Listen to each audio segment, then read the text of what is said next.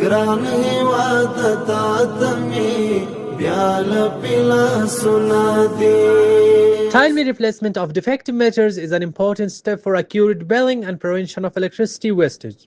The leadership of the Afghanistan Rishna Shirkat has instructed all officials in Kabul and provinces to take immediate and necessary actions to identify and replace defective meters. Many meters installed in the grids over 10 years ago are still in use and have led to various technical problems, including inaccuracies in cost calculations. Officials from the Meters Department of the Afghanistan Rishna Shirkat Commercial Directorate emphasizes that meter replacement is a critical requirement.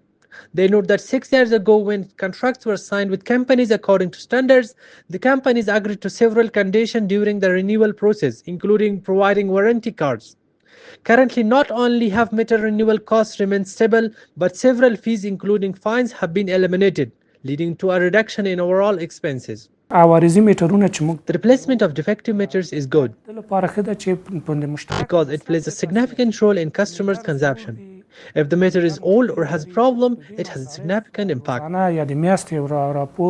the customer's daily and monthly reports, and the consumption they make increase on its graph. To further facilitate the replacement process for customers, the Afghanistan Rishna Shirkat has established a special committee and coordination system that allows for better communication with meter companies.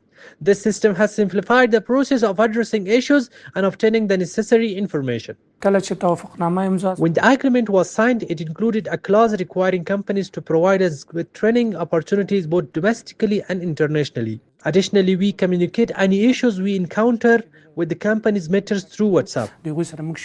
Looking ahead, the Afghanistan Rishna Shirkat is focused on the electrification of electricity system, which will operate on smart metering technology. This initiative aims to ensure accurate cost calculations, reduce electricity wastage, and enable timely revenue collection.